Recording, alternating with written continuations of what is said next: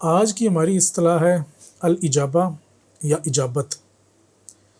تو اب ہم اس کو دیکھتے ہیں لغوی مطلب اس کا کیا ہے۔ لغت میں اجابت سے مراد ہے کسی کی پکار کو سننا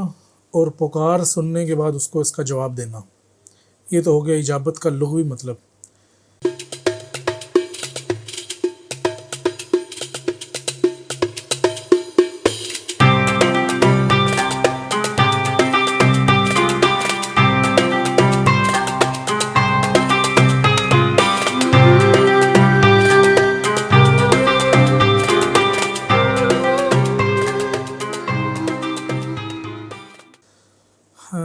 آج ہم آپ حضرات کے سامنے اصطلاحات ابن العربی پہ ایک ویڈیو لے کر آئے ہیں۔ اور مقصد یہ ہے کہ جس طرح سے شیخ کے علوم کے اوپر کام کر رہے ہیں تو اسی طرح ان کی اصطلاحات بھی واضح کرتے جائیں، تاکہ لوگوں کو جب اصطلاحات کا کسی بھی اصطلاح کا ایک ادراک ہوگا، ان کو وہ اصطلاح سمجھ میں آئے گی، تو اس کے بعد ہی وہ اس کو پھر بہتر طریقے سے شیخ کے علوم کو بھی سمجھ سکتے ہیں، اور جس جگہ شیخ نے وہ اصطلاح استعمال کی ہے اس عبارت کو بھی مکمل طور پہ سمجھ سکتے ہیں۔ آج کی ہماری اصطلاح ہے الاجابہ یا اجابت۔ تو اب ہم اس کو دیکھتے ہیں لغوی مطلب اس کا کیا ہے۔ لغت میں اجابت سے مراد ہے کسی کی پکار کو سننا اور پکار سننے کے بعد اس کو اس کا جواب دینا۔ یہ تو ہو گیا اجابت کا لغوی مطلب۔ پھر اس طرح ہم دیکھتے ہیں قرآن مجید میں یہ لفظ اپنے مختلف اشتقاقات کے ساتھ 14 مرتبہ آیا ہے۔ اللہ تعالیٰ فرماتا ہے یا قومنا اجیبوا داعی اللہ وآمنوا بہ یغفر لکم من ذنوبکم ویجرکم من عذاب علیم۔ اے ہماری قوم، اللہ کی پکار پر لبیک کہو اور اس پر ایمان لاؤ تاکہ وہ تمہارے گناہوں کو بخشے اور تمہیں درد دینے والے عذاب سے نجات دلائے۔ تو یہاں پر اجیبو کا لفظ ہے جو کہ اجابت کے معنوں میں ہے، یعنی کہ اللہ کی پکار کا جواب دو، اس کو سنو اور اس کا جواب دو۔ اچھا، اب ہم دیکھتے ہیں شیخ اکبر کے نزدیک اجابت سے کیا مراد ہے۔ شیخ اکبر فرماتے ہیں جب ہم پر کوئی کام دشوار ہو اور ہم اس بارے میں حق تعالیٰ سے سوال کریں، یعنی کہ دعا کریں، تو اللہ کے نزدیک ہمارے سوال کا اثر اجابت کہلاتا ہے، اور اس حیثیت میں اللہ تعالیٰ مجیب کہلاتا ہے، یعنی کہ اس نے ہماری دعا کا جواب دیا تو وہ مجیب ہو گیا۔ آگے فرماتے ہیں جب ہمارا سوال نہ تھا تو یہ حکم بھی نہ تھا، یعنی کہ جب ہم نے سوال نہیں کیا تو اس نے جواب بھی نہیں دیا، تو اس پر مجیب کا اطلاق بھی نہیں ہوا، لفظ اجابت کا اطلاق بھی نہ ہوا،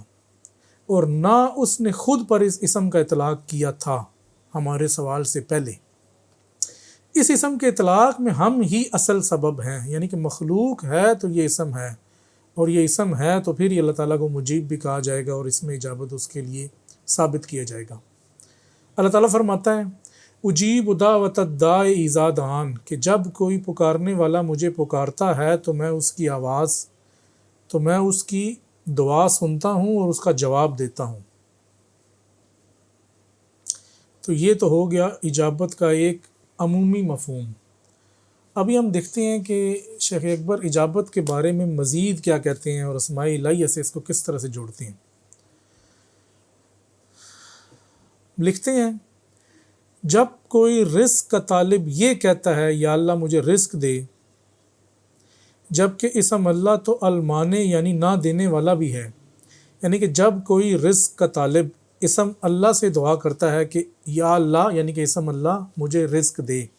تو شیخ فرما رہے ہیں کہ اسم اللہ کا اطلاق تو جس طرح اسم الرزاق پہ ہوتا ہے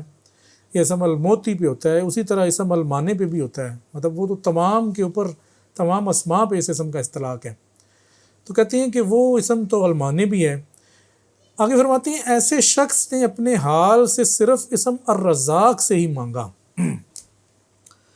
یعنی اس شخص نے سوال تو اسم اللہ سے کیا، لیکن اس کا حال اس بات کا متقاضی تھا کہ اسم اللہ میں سے خاص اسم الرزاق سے وہ یہ دعا کر رہا ہے، یہ سوال کر رہا ہے یا مانگ رہا ہے۔ ظاہری الفاظ میں اس نے اسم اللہ استعمال کیا، لیکن معنوی یا باطنی طور پر اس نے ان الفاظ کو یا اسم اللہ میں سے خاص اسم الرزاق کی نسبت چاہی۔ آگے فرماتے ہیں جو کوئی معاملات میں اللہ سے قبولیت چاہتا ہو تو اسے چاہیے کہ اس معاملے سے متعلق خاص اسم سے ہی مانگے، یعنی کہ اگر کوئی شخص ہے وہ دعا کر رہا ہے اور اس کو اتنا ادراک ہے کہ اللہ تعالیٰ کے اسماء ہیں تمام اسما ذات پر بھی دلالت کرتے ہیں، لیکن ہر اسم کی ایک اپنی انفرادی حیثیت بھی ہے۔ تو وہ اسے چاہیے، شیخ کہہ رہے ہیں کہ اسے چاہیے جس کو اتنی فہم ہے کہ وہ اس انفرادی حیثیت میں تمام اسماء میں سے دیکھے کہ اس کی دعا، اس کے سوال سے کون سا اسم جو ہے وہ زیادہ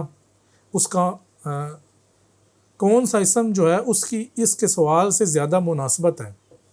اس کے بعد خاص اسی اسم سے مانگے، کیونکہ ایسا کرنے میں پھر وہ خاص اس اسم سے جب مانگے گا تو عطا کی جو ہے وہ زیادہ امید ہے۔ اور آگے فرماتے ہیں اور اس اسم سے نہ مانگے جو اس کی دعا اور اس کے غیر دونوں پر مشتمل ہو، یعنی کہ جامع اسم سے نہ مانگے یا ایسے اسم سے نہ مانگے کہ جو متعدد جس کے دلالات ہیں، ایک سے زیادہ زائد اسماء کے ساتھ اس کی نسبتیں ہیں، جس طرح ایک اسم اللہ کا تو شیخ نے بتا بھی دیا۔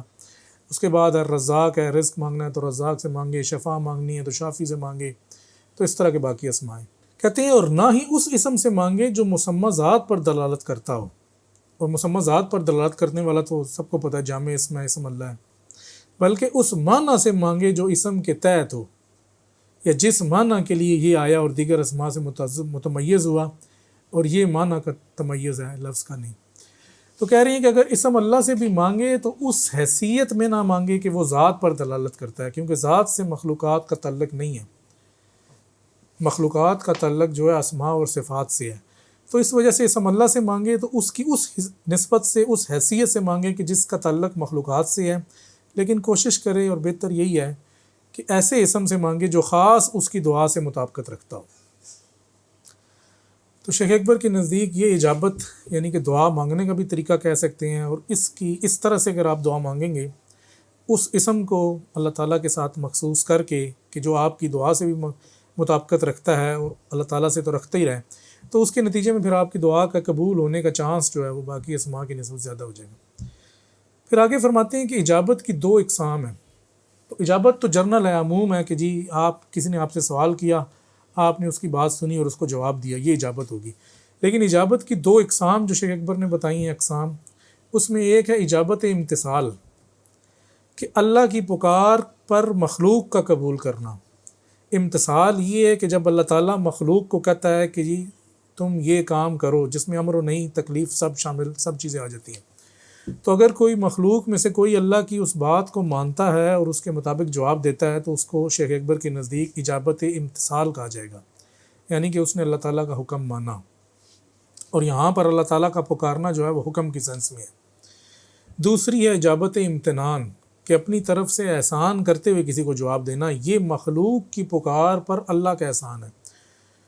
جب مخلوق اللہ تعالیٰ سے دعا کرے، کوئی حاجت پیش کرے، تو اس کے جواب میں اللہ تعالیٰ جب اس کی بات سنے اور اس کے جواب میں اس کو وہ چیز عطا کرے، تو یہ اللہ تعالیٰ کا محض احسان ہے۔ مخلوق کا حق تعالیٰ پہ نہ کوئی زور ہے، نہ کوئی زبردستی ہے کہ وہ اپنے حکم دے کے زبردستی اس سے کام کروائے، وہ تو التجا کر سکتی ہے، درخواست کر سکتی ہے۔ تو یہ اجابت کی دو اقسام ہو گئی، اور یہ شیخ اکبر کا اجابت کے حوالے سے ایک موقف ہو گیا۔ اب اس کے بعد کہتے ہیں کہ اجابت تو پکار کا جواب ہے، تو پکار بھی پھر دو طرح سے ہے۔ پکارنے والا یا تو زبان حال سے پکارے گا یا پھر زبان کال سے پکارے گا۔ زبان کال سے تو سب کو پتہ ہے کہ بول کے کچھ اپنے الفاظ ادا کرے گا، کچھ اپنا مدعا بیان کرے گا